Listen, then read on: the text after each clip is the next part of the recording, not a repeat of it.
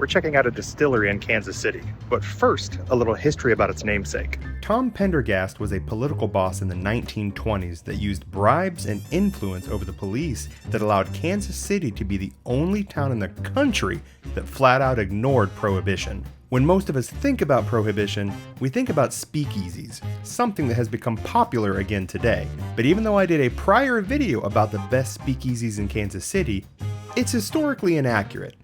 Why, you ask? The whole speakeasy scene is kind of amusing because there were no speakeasies in Kansas City.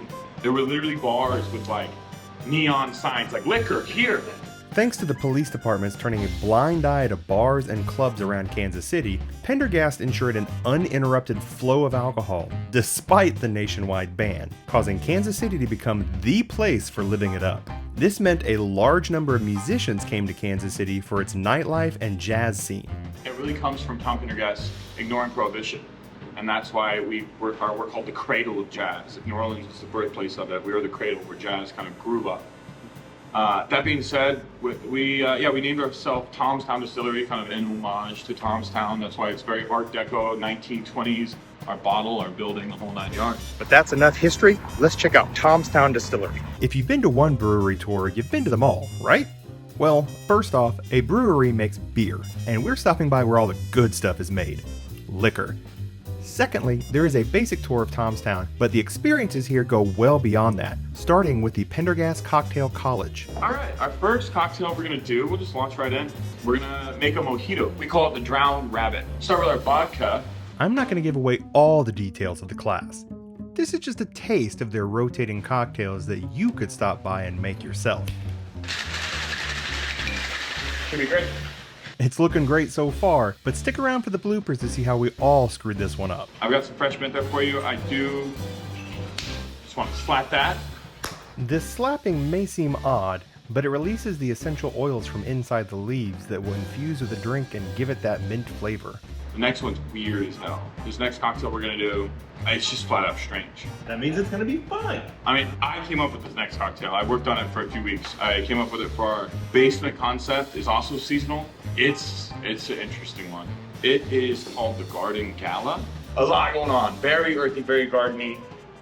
When you drink, well, I'll just let you guys decide. Great. It's kind of nice to be able to pour a drink like that and have it double straining. I gotta try the fancy. Come on. You see what I mean? Yeah. What's this? Oh, it smells so fresh. Oh my god. Okay, wait a minute. Well, here's what it makes me think of. Every single morning, I take greens powder and I put it in my blender, mix it up, and I have like a little greens shake because I honestly don't eat enough vegetables. This feels like an alcoholic version of that, but no, I think it's great. Surprisingly so, because like when you're smelling this stuff, it's like this is something that I could go very well or very wrong. What I mean by that is the bartender made a drink that tastes like grass. Or at least what I assume grass tastes like. Oh man, I like that.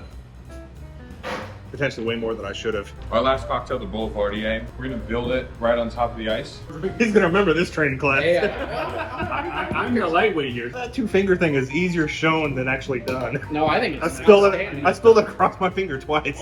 I like to hold it like right here next to the thing. That's probably my problem. I was holding it above. And then Hold it right next to it, and then Yep. Just it's a very natural movement. Once I started doing this right, it made it so much easier. that works so much better. Before I knew it, I felt like a professional bartender. Okay, maybe not really a professional, but I was definitely having a good time. No. We gotta do this again. Come on. Come on. There we go. Oh, come on. If it wasn't apparent already, you should absolutely check out Pendergast Cocktail College. But that's not the only thing I got to do at Tom's Town.